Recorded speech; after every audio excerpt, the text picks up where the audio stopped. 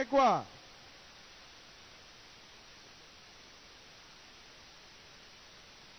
খবৰ ভাল নে বেয়া একদম পাক্কা ভাল সকলোৰে ভাল তেতিয়ালে মোৰ লগত কব ভাৰত মাতা কি নৰেন্দ্ৰ মোদী অমিত শাহ আমাৰ দলৰ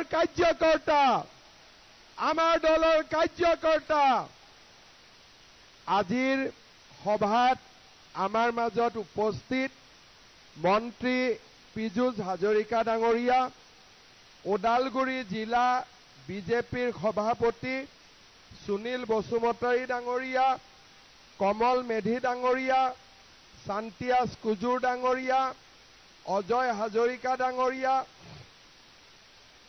জোৰচাং বড়ো ডাঙৰীয়া মৃদুস্মিতা বড়ো ডাঙৰীয়ানী ফটিক কছাৰী ডাঙৰীয়া নীলিমা ব্ৰহ্ম ডাঙৰীয়া নন্দৰাম বড়ো ডাঙৰীয়া ৰতিৰাম বড়ো ডাঙৰীয়া বিধায়ক জিতু গোস্বামী ডাঙৰীয়া দিগন্ত বৰুৱা ডাঙৰীয়া গজেন হেনৰাইন ডাঙৰীয়া পাৰ্বতী কুৰ্মী ডাঙৰীয়া লক্ষ্মী বড়ো ডাঙৰীয়াকে আদি কৰি মঞ্চত উপবিষ্ট বিজেপি দলৰ কাৰ্যকৰ্তা বন্ধু বান্ধৱীসকল আৰু আজিৰ সভাত উপস্থিত আমাৰ ভেৰগাঁও পৰিষদীয় সমষ্টিৰ আই মাতৃসকল দেউতাসকল আৰু যুৱক যুৱতী বন্ধু বান্ধৱীসকল বাগৰুম্বা চাই কেনেকুৱা লাগিলে ভাল লাগিলে আমি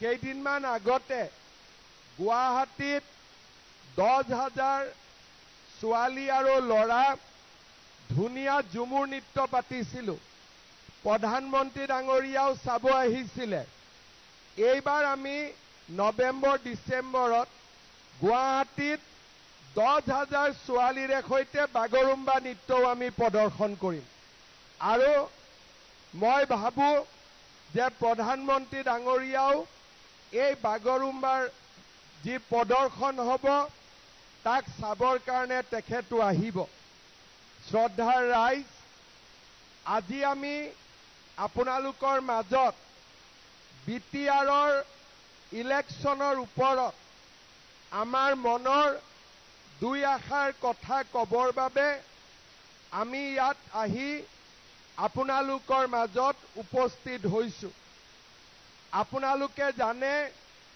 প্ৰত্যেক 5 বছৰৰ মূৰে মূৰে বিটিআৰত ইলেকশ্যন হয় আৰু 5 বছৰৰ মূৰে মূৰে আমাৰ বিধানসভাৰো ইলেকশ্যন হয় আগষ্ট মাহত বিটিআৰৰ ইলেকশ্যন হ'ব ঘোষণা আৰু দুৰ্গা পূজাৰ আগতে আমাৰ বিটিআৰৰ ইলেকশ্যন সম্পূৰ্ণ হ'ব এই ইলেকশ্যনত এইবাৰ আমাৰ ৰাইজে বিচাৰিছিলে যে বিজেপিয়ে অকলে ইলেকশ্যন খেলিব লাগে ৰাইজে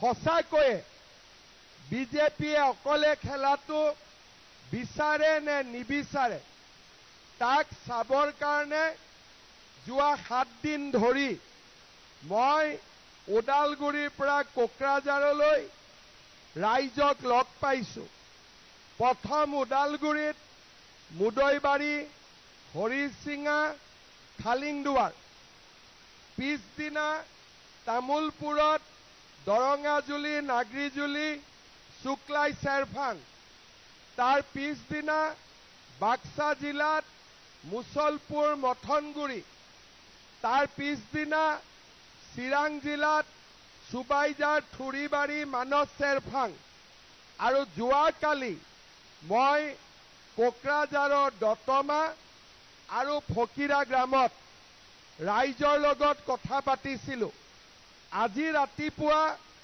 খৈৰাবাৰীত মিটিং কৰি মই ভেৰগাঁৱলৈ আহিছোঁ এটাই কথা মই ৰাইজক সুধিছোঁ যে বিজেপিয়ে ইলেকশন খেলিব লাগে নে নালাগে, লাগে নে নালাগে ভেৰগাঁৱত আপোনালোকে কওক। লাগে, পাক্কা লাগে, লাগিব। পদুমত ভোট দিব, ভোট দিবনে জিকাব, পাক্কা জিকাব। ঠিক আছে, এইবাৰ মই য'তেই ৰাইজক সুধিছো যে ৰাইজ বিজেপি উঠিব লাগে নে নালাগে, সকলোৱে কৈছে যে বিজেপি উঠিব লাগে আৰু এইবাৰ আমি বিজেপিক জিকাম, হয় নে নহয়? সেইকাৰণে আমি এইবাৰ কাৰো লগত মিত্ৰতা কৰা নাই। UPPLও আমাৰ শত্ৰু নহয়, BPFও আমাৰ শত্ৰু নহয়, সকলো আমাৰ বন্ধু। কিন্তু ইলেকশ্যন আমি পদুমত খেলিম, হ'ব? আৰু আপোনালোকে বিজেপিক জিকাব লাগিব আৰু বিজেপিৰ জৰিয়তে আমি এই ভেৰগাঁও পৰিষদীয় সমষ্টিৰ উন্নয়নৰ কাৰণে সকলোৱে লগ লাগি আমি কাম কৰিব লাগিব। শ্ৰদ্ধা ৰাইজ, আপোনালোকৰ বিধায়ক বিশ্বজিৎ দৈমাৰী, আমাৰ বিধানসভাৰ অধ্যক্ষ, তেখেতৰ নেতৃত্বত আজি আমাৰ সমষ্টিটোত বহু কাম হৈছে আৰু বহু কাম হোৱাৰ পথত আজি আগবাঢ়িছে। আপোনালোকে জানে যে যোৱাবাৰ মই বিশ্বজিৎ দৈমাৰী ডাঙৰীয়াৰ লগত ভেৰগাঁৱত আহিছিলোঁ, টংলাত আহিছিলোঁ আৰু ৰাইজে মোক যিখিনি অনুৰোধ কৰিছিলে, দাবী কৰিছিলে, সেইখিনি কাম কৰি দিবৰ বাবে মই চেষ্টা কৰিছিলোঁ। ৰাইজে মোক কৈছিলে যে বেংবাৰীৰ পৰা নাওকটা ভায়া টংলা ভেৰগাঁও আমাৰ ৰাস্তাটো বনাব লাগে। বগামাটিৰ পৰা ভেৰগাঁও ভায়া খগ্ৰাবাৰী এই ৰাস্তাটো হ'ব লাগে। UT ৰোডটো আন্ধেৰীঘাট ভায়া ভেৰগাঁও খৈৰাবাৰী ডিমাকুছিত ষ্টেডিয়াম হ'ব লাগে, ভেৰগাঁৱত ষ্টেডিয়াম হ'ব লাগে। এই ফিল্ডখনত খাগৰীবাৰীত ইনডোৰ ষ্টেডিয়াম হ'ব লাগে, ভেৰগাঁৱত ডিগ্ৰী মডেল কলেজ হ'ব লাগে, ডিমাকুছি, বৰঙাজুলি, আত্ৰিঘাট, ধৰ্মাজুলি, চোলা, ভেৰগাঁও টি ষ্টেটত জগন্নাথ মন্দিৰ হ'ব লাগে, পানীচেলিৰ মিনি PHC উন্নতি হ'ব লাগে, নতুন school building, UN Brahma memorial high school, Bhergaon higher secondary school, Shuklai Nehru memorial school আৰু আমাৰ শুক্লাই ৰিভাৰত প্ৰটেকশ্যনৰ কাম হ'ব লাগে। যোৱাবাৰ মোক ৰাইজে এইখিনি কাম বিচাৰিছিলে আৰু এই গোটেইবোৰ কাম আজি আমাৰ আগবাঢ়ি গৈছে। আমাৰ সেক্ৰেটাৰী আছে, ভেৰগাঁও ষ্টেডিয়ামত কিমান টকা দিলোঁ? জছৰাং, ভেৰগাঁও ষ্টেডিয়ামত ইয়াত কিমান টকা আহিলে? 12 কোটি। 12 কোটি টকা এই ভেৰগাঁও ফিল্ডত ষ্টেডিয়াম বনাবৰ কাৰণে আমাৰ চৰকাৰে দিছে। অৰ্থাৎ যোৱাবাৰ মই যিমানখিনি কথা ৰাইজক কৈ গৈছিলোঁ, গোটেইখিনি কাম আমি আগবঢ়াই লৈ গৈছিলোঁ আৰু আজি অসমৰ ভিতৰতে আমি ভেৰগাঁৱত যথেষ্ট কাম আমি কৰিব পাৰিছোঁ। শ্ৰদ্ধা ৰাইজ, আজি আপোনালোকে জানে যে নৰেন্দ্ৰ মোদী ডাঙৰীয়াই আমাক ঘৰ বনাব টকা দিয়ে, আমাৰ চৰকাৰে অৰুণোদয় দৰে বহুত আঁচনি হাতত লৈছে। কিন্তু আমাৰ বিজেপি বিটিআৰত নথকা বাবে আমি যি আঁচনি দিওঁ, এই আঁচনিবিলাক ওদালগুৰি জিলা, তামুলপুৰ জিলাত আমি ভাল কৰি এই আঁচনিবিলাক নাপাওঁ। আজি আমাৰ অসমত 35 লাখ 35 লাখ পৰিয়ালৰ ঘৰত অৰুণোদয় গৈ পাইছে।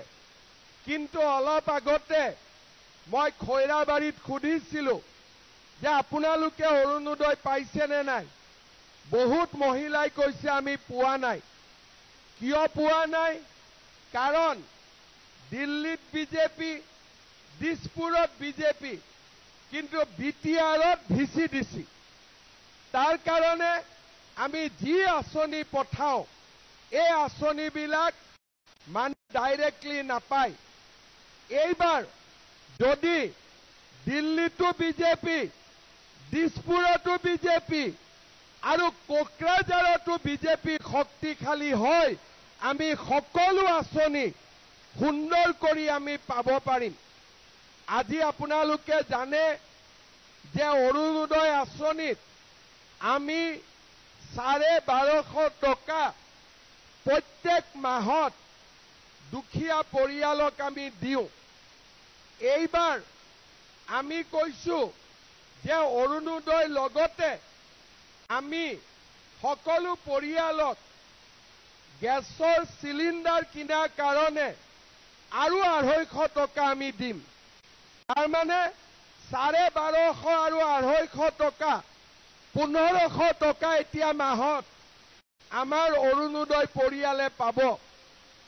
এই আঁচনি আমি বিটিআৰত সকলোকে দিব পাৰিম যেতিয়া বিটিআৰ চৰকাৰৰ দায়িত্ব আমাৰ বিজেপি দলৰ হাতত আহি পৰিব। আজি আপোনালোকে জানে যে আমাৰ ইয়াতে কিছু মহিলাই পায়, কিছু মহিলাই নাপায়। কিন্তু আমাৰ দায়িত্ব যাতে সকলোৱে এই চৰকাৰৰ আঁচনি পাব পাৰে। অহা 21 আগষ্টৰ পৰা আমি অসমৰ সমষ্টিয়ে গৈ মহিলা আত্মসহায়ক গ্ৰুপৰ সদস্যসকলক 10,000 টকা কৰি দিয়া কাম আৰম্ভ কৰিম। কিন্তু আমাৰ বিটিআৰতো এই আঁচনিত বহুত মহিলাৰ নাম এতিয়াও সোমোৱা নাই। বহুতৰ নাম আছে, বহুতৰ নাম নাই। কিন্তু আমি অসমত আমাৰ টাৰ্গেট হ'ল 40 লাখ মহিলাক দিয়া। কিন্তু মই বিটিআৰত লিষ্ট চাইছোঁ, যদি জাগিৰোডত 40,000ৰ নাম আছে, বিটিআৰত 10,000 12,000 মহিলাৰ নাম আছে এটা সমষ্টি। তাৰ মানে চৰকাৰৰ আঁচনি এতিয়াও বিটিআৰত সকলোৱে নাপায়। প্ৰধানমন্ত্ৰীয়ে ঘৰ বনাব টকা দিয়ে, কিন্তু বহুত পৰিয়ালৰ ঘৰ বনোৱাই নাই, নহলে ঘৰত নাম অহা নাই। এইবাৰ সকলোৱে জিঅ' টেগিং কৰিছে আৰু এইবাৰ সকলো মানুহকে আমি ঘৰ দিব লাগিব। তাৰ কাৰণে আমি সকলোৱে প্ৰধানমন্ত্ৰী ডাঙৰীয়াক কৈছোঁ যে এইবাৰ আপোনাৰ ঘৰ আমি ডাইৰেক্ট দিম। মাজত VCDC থাকিব নোৱাৰে, ডাইৰেক্টলি আমি মানুহক আমি ঘৰ দিম। আমাৰ বিটিআৰত সমস্যা হ'ল VCDC। দিল্লীৰ পৰা টকাটো আহে, দিছপুৰত টকাটো আহে, VCDCয়ে বৰালি মাছৰ দৰে বস্তুটো খাই দিয়ে। হয়নে নহয়? বৰালি মাছে মাছ খায় নে নাখায়? খায় নহয়। আৰু আমাৰ VCDC বিলাকে বৰালি মাছৰ দৰে সৰু সৰু মাছবিলাক খাই দিয়ে। গতিকে দুখীয়া মানুহবিলাকে একো নাপায়। এই ব্যৱস্থাটো আমি পৰিৱৰ্তন কৰিব লাগিব। এতিয়াও অৰুণোদয় আঁচনি আমাৰ আঁচনি, ফৰ্মখন কোনে বিলাব তাকে লৈ হুলস্থুল। আৰু এইকাৰণে মই মানুহক কৈছোঁ, কোনোবাই যদি ফৰ্ম নিদিয়ে ফটোষ্টেট এখন লৈ আপোনালোকে ফিল আপ কৰি বিশ্বজিতক দি দিব, আৰু আপোনালোকক দিয়াৰ দায়িত্ব মোৰ। ঠিকে কৈছোঁ নে নাই? তাৰমানে আমি ইয়াতে ব্যৱস্থাৰ পৰিৱৰ্তন কৰিব লাগিব যাতে ভিচিডিচি বিলাক বৰালি মাছৰ জাগাত মানুহৰ বন্ধু হয় তাৰ বাবে আমি ব্যৱস্থা কৰিব লাগিব শ্ৰদ্ধা ৰাইজ যদি দিছপুৰত বিজেপি দিল্লীত বিজেপি আৰু কোকৰাঝাৰতো যদি বিজেপি শক্তিশালীভাৱে বহিব পাৰে আমাৰ চৰকাৰৰ আঁচনিবিলাক ৰাইজে ধুনীয়াকৈ পাব পাৰিব এতিয়া মই মিটিঙত আহিয়েই মই অলপ দেৰি খোজকাঢ়ি গলো মোক ল'ৰাবিলাকে কি সুধিলে যে মামা পুলিচৰ চাকৰি ৰিজাল্ট কেতিয়া দিব আৰু কি সুধিলে যে নতুন পোষ্ট কেতিয়া ওলাব তাৰ মানে আগতেতো নুসুধিছিলে আজিকালি কিয় সোধে তেওঁলোকে জানে যে মামাই পুলিচৰ চাকৰিত 1 টকাও কাৰো পৰা ঘোষ নাখায় দুখীয়া লৰাই চাকৰি পাব হয়নে নহয় আজি মানুহে দিছপুৰৰ চাকৰিক বিশ্বাস কৰে যে ইয়াত কৰাপশ্যন নাই গণ্ডগোল নাই এতিয়া বিটিআৰৰ মানুহে কোকৰাঝাৰৰ চাকৰিকো বিশ্বাস কৰিব লাগিব দিছপুৰত বিশ্বাস আছে কিন্তু কোকৰাঝাৰৰ চাকৰি পাম নে নাপাম বিনা পইচাত পাম নে নাপাম মানুহৰ মনত এতিয়াও স্পষ্টভাৱে ধাৰণা পোৱা নাই মই প্ৰমোদ বড়োকো কৈছো আগতেও মই সকলো কৈছো যে দিছপুৰৰ চাকৰি যেনেকে গৰীব দুখীয়াই পাব পাৰে কোকৰাঝাৰৰ চাকৰিও গৰীব দুখীয়াই পাব পাৰিব লাগিব আৰু যেতিয়া কোকৰাঝাৰৰ চাকৰিও গৰীব দুখীয়াই পাব ৰাইজে বিটিআৰকো বিশ্বাস কৰিব কোকৰাঝাৰকো বিশ্বাস কৰিব দিছপুৰকো বিশ্বাস কৰিব আৰু দিল্লীকো বিশ্বাস কৰিব আমাৰ কাম হ'ল যে দুখীয়া দৰিদ্ৰ এই মানুহখিনিয়ে সকলো ফালৰ পৰা চৰকাৰী সুবিধা পাব লাগে নিযুত মইনা আঁচনিয়ে হওক মহিলা উদ্যমিতাই হওক বা অৰুণোদয়ে হওক প্ৰধানমন্ত্ৰীৰ ঘৰ আমাৰ দুখীয়া দৰিদ্ৰ ৰাইজে পাব লাগে আৰু তেতিয়া দুখীয়া দৰিদ্ৰ মানুহে পাব যেতিয়া আমাৰ কোকৰাঝাৰ ওদালগুৰি তামুলপুৰ বাস্কা চিৰাঙতো বিজেপি দলে দায়িত্ব ল'ব পাৰিব যেতিয়ালৈকে বিজেপিয়ে দায়িত্ব নল'ব তেতিয়ালৈকে দুখীয়া মানুহে নাপাব ভিচিডিচি বৰালি মাছৰ পেটতে চৰকাৰী আঁচনিবিলাক গৈ থাকিব মই ঠিক কৈছো নে নাই ঠিক কৈছো নে নাই না ভিচিডিচিৰ ইলেকশ্যন হয় না কি হয় ৰাতিৰ ভিতৰতে ইহঁতি ৰজা হৈ যায় হয়নে নহয় এতিয়া ইলেকশ্যন হৈ আছে MCLA EM কোনবা হ'ব আকৌ নতুন ভিচিডিচি হৈ যাব ভিচিডিচি বিলাক ৰজা হৈ যাব এই ব্যৱস্থাটো ঠিক ব্যৱস্থা নহয় সেই কাৰণে আমি এবাৰ যেতিয়া বিজেপিৰ চৰকাৰ হ'ব শক্তিশালী ভূমিকা হ'ব আমি ৰাইজৰ সমস্যাবিলাক সমাধান কৰিব পাৰিম আজি আপোনালোকে দেখিছে যে বিজেপিৰ চৰকাৰ দিল্লীত হ'ল দিছপুৰত হ'ল আমাৰ বিটিআৰত প্ৰথমবাৰৰ বাবে শান্তি আহিলে আগতে বিটিআৰত প্ৰত্যেক দিনাই গুলি প্ৰত্যেক দিনাই বোমা বিস্ফোৰণ আৰু আমাৰ বিটিআৰত টোটেল 4,000 মানুহৰ মৃত্যু হৈছিলে 2021 চনত মই অসমৰ মুখ্যমন্ত্ৰী হলো আৰু যেতিয়াৰ পৰা মই অসমৰ মুখ্যমন্ত্ৰী হৈছো বিটিআৰত এটাও গুলি ফুটা নাই, এটাও বোমা বিস্ফোৰণ হোৱা নাই, এজন ল'ৰাৰো ক'তো মৃত্যু হোৱা নাই। যিমান ল'ৰা ছোৱালী জংঘলত আছিলে সবকে মাতি মাতি মই মাক বাপেকক গতাই দিলো যে কোনো গণ্ডগোল নাই, কোনো গুলি নাই, কোনো বন্দুক নাই। এতিয়া বিটিআৰত ৰাইজে গুলি বন্দুক নিবিচাৰে, কলেজ বিচাৰে, স্কুল বিচাৰে। তাৰমানে বিটিআৰৰ পৰিৱেশৰ আজি পৰিৱৰ্তন হ'ল। ইয়াৰ আগতে বহুত মুখ্যমন্ত্ৰী হৈছিলে, কোনোবাই কিবা কৰিব পাৰিলেহেঁতেন, কিন্তু বিটিআৰত প্ৰথমবাৰ আমি 5 বছৰ পাৰ কৰিলো, এজন মাকেও কান্দিবলগীয়া হোৱা নাই, এজন পত্নীয়েও কান্দিবলগীয়া হোৱা নাই, এটাও বোমা ফুটা নাই, এটাও গুলি ফুটা নাই। আগতে বিটিআৰত মুখ্যমন্ত্ৰী নাহিছিলে, মই যোৱা 5 বছৰত বিটিআৰত 212তকৈও বেছি মই বিটিআৰত আহিছো, যাতে বিটিআৰত শান্তি থাকিব পাৰে, প্ৰগতি থাকিব পাৰে।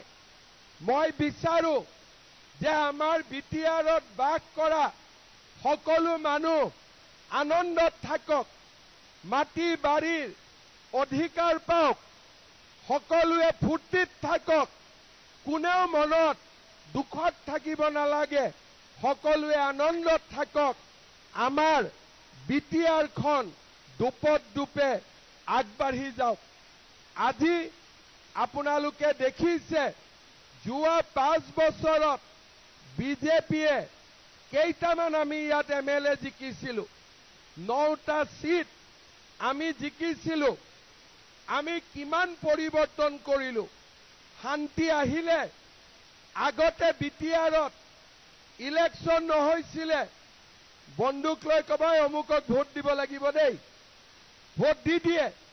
এতিয়া বন্দুক নহয়, নমস্কাৰ কৰি আহে মানুহে যে আমাক ভোট দিয়ক বুলি, হয় নে নহয়? এতিয়া বন্দুক পাৰ্টি আছে নেকি বিটিআৰত? এতিয়া নমস্কাৰ পাৰ্টি আছে, বন্দুক পাৰ্টি নাই। সকলো এতিয়া ইলেকশ্যন হ'ব, সকলোৱে নমস্কাৰ কৰিব, মোক ভোট দিয়ক, মোক ভোট দিয়ক, মোক ভোট দিয়ক।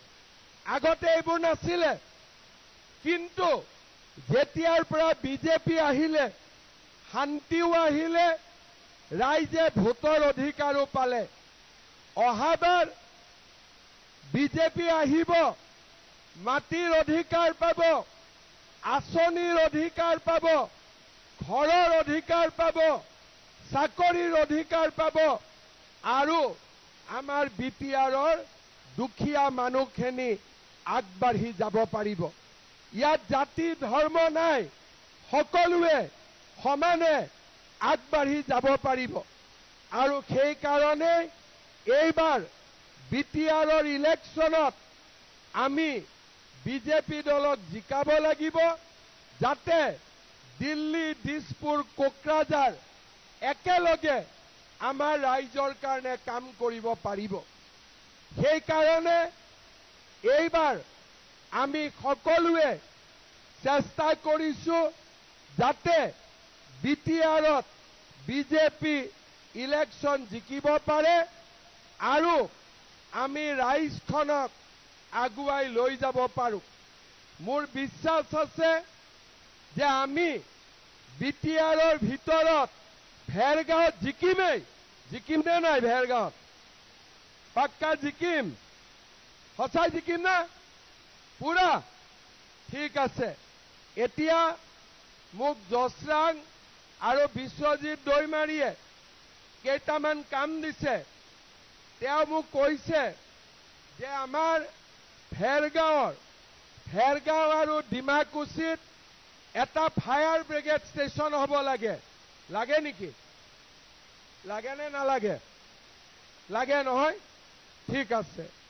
তাৰপিছত তেওঁ মোক কৈছে যে ভেৰগাঁও মডেল হস্পিটালত ডক্টৰ থাকিব পৰা কোৱাৰ্টাৰ বনাই দিব লাগে, যাতে ৰাতিও ডক্টৰ থাকিব পাৰে, হয় নেকি?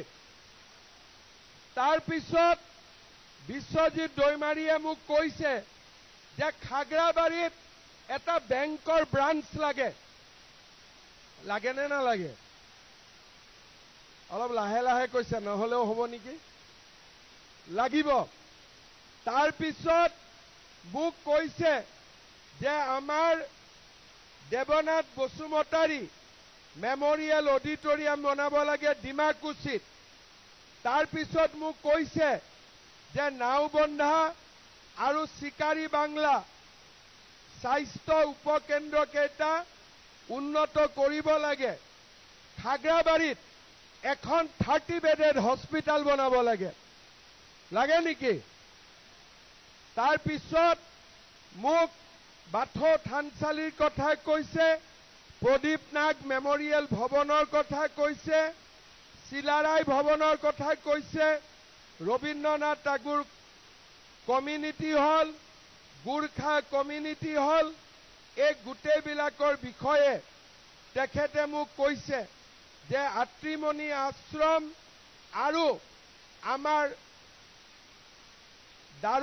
দাৰোগা সুবাত পেৰামেডিকেল আৰু নাৰ্ছিং চেণ্টাৰ হ'ব লাগে। লগতে মোক কৈছে যে বাৰাংগাজুলি খুটি আৰু আত্ৰিখাট জংগল বস্তিত যি মথাউৰি, সেই মথাউৰি বনাব লাগে আৰু আমাৰ ঘগৰপাৰা ভেৰগাঁৱত ইৰিগেশ্যন বান্ধ বনাব লাগে। এখন ডাঙৰ লিষ্ট দিছে, মই বহুত পঢ়িবই পৰা নাই, কিন্তু স্পিকাৰে দিছে যেতিয়াতো কৰিব লাগিবই, হয়নে নহয়? লাগিব নে নালাগে কৰিব? এই কামবিলাক মই আপোনালোকৰ কাৰণে কৰি দিম। একেলগে গোটেইবোৰ নহয়, পৰ্যায়ক্ৰমে গোটেইখিনি কাম আপোনালোকৰ কাৰণে কৰি দিম। হ'ব? হৈ যাব। কিন্তু লগত বিজেপিক জিকাবনে নাই? জিকিবনে নাই বিজেপি? পাক্কা জিকিব, পুৰা জিকিব, একো চিন্তা কৰিব নালাগে। এয়া সঁচাই কৈছে না? পুৰা ঠিক আছে। তেতিয়াহ'লে মই ভেৰগাঁওটো জিকিলো বুলি টিক মাৰি দিলো, হ'ব? যে ভেৰগাঁওলৈ আৰু চিন্তা নকৰো। এতিয়া ভেৰগাঁৱত চৰকাৰী আঁচনি, মুখ্যমন্ত্ৰীৰ আত্মনিৰ্ভৰ অসম, এটিকলি দুটিপাত, নিযুত মইনা, যিমানবিলাক আঁচনি আছে ভেৰগাঁৱৰ যাতে ৰাইজে পায়, তাৰ কাৰণে মই নিজে ব্যৱস্থা ল'ম। আপোনালোকক নিজে সববিলাক আঁচনি মই পোৱাৰ ব্যৱস্থা কৰি দিম। হ'ব? একদম ঠিক আছে। গতিকে আমি আজি এটা সিদ্ধান্ত ললো যে বিজেপিৰ চিনত পদুমত আমি ভেৰগাঁৱত ইলেকশ্যন উঠিম আৰু আমি জিকি যাম। হ'ব? কেণ্ডিডেট কোন হয় এইটো পিছত ঠিক হৈ থাকিব। যোনে কেণ্ডিডেট নহওক কিয় আমি জিকাব লাগিব। হ'ব? কেণ্ডিডেট আপোনালোকে বিচাৰাটোৱে হ'ব, বেলেগ কতো নহয়। কিন্তু কেণ্ডিডেট আমি 21-22 তাৰিখে দি দিম আৰু তেতিয়া আপোনালোকে ধুনীয়া কৰি ইলেকশ্যনত ভোট দিব, যাতে আমি বিটিআৰত উন্নতি কৰিব পাৰো, বিটিআৰখন আগুৱাই লৈ যাব পাৰো আৰু আমি অসমত যেনেকৈ কাম হৈছে আমি বিটিআৰত তেনেকৈ যাতে কাম কৰি বিটিআৰখনক উন্নয়নৰ পথত আগুৱাই লৈ যাব পাৰো। শ্ৰদ্ধাৰ ৰাইজ, আজি আমাৰ এই কাৰ্যকৰ্তা সভাত আপোনালোক ইমান মানুহ আহিলে। ইয়াত এইবাৰ বিজেপিৰ নিজৰ মিটিং, বেলেগ পাৰ্টি নাই। তথাপিতো বিজেপিৰ মিটিঙত ইমান মানুহ প্ৰথমতে মোৰ বিশ্বাসেই হোৱা নাছিল, কিন্তু এতিয়া মোৰ বিশ্বাস হৈ গৈছে যে এইবাৰ বিজেপিৰ বতাহ বোৱা নাই, বিজেপিৰ সুনামি আৰম্ভ হৈ গৈছে। একদম বিজেপি জিকিবই, হয়নে নহয়? আৰু মই আপোনালোকক অনুৰোধ কৰিম, ভেৰগাঁৱততো আমি জিকিমেই। আপোনালোকৰ নিজৰ ৰিলেশ্যন বেলেগ বেলেগ সমষ্টিত আছে, সকলোকে ফোন কৰি ক'ব যে এইবাৰ বিজেপিক দিব লাগিব, যাতে বৰালি মাছ নাথাকে, যি পঠাই আমি ডাইৰেক্ট পাব পাৰো। হ'ব? ঠিক আছে। আপোনালোকে আমাক আশীৰ্বাদ কৰিব আৰু আপোনালোকে আমাক জিকাব। ইলেকশ্যনৰ যেতিয়া কেম্পেইন আৰম্ভ হ'ব তেতিয়া মই আপোনালোকৰ মাজত আৰু এবাৰ আহিম আৰু আজি যিখিনি আপোনালোকে মোক কথা ক'লে কোন মাহত কি হ'ব মই গোটেইখিনি অহাবাৰ আহি আপোনালোকক ধুনীয়াকৈ কৈ থৈ যাম বহুত বহুত ধন্যবাদ মোৰ লগত সকলোৱে আকৌ এবাৰ ক'ব ভাৰত মাতা কি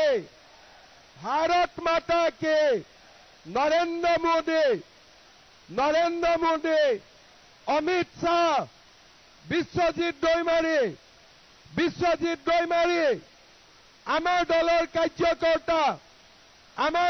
কাৰ্যকৰ্তা বহুত বহুত ধন্যবাদ আকৌ লগ পাম ঠিক আছে সকলোকে আকৌ এবাৰ মোৰ নমস্কাৰ জনাই মই মোৰ বক্তব্য সামৰণি মাৰিছো ধন্যবাদ জয় হিন্দ বন্দে মাতৰম তেখেতলৈ অশেষ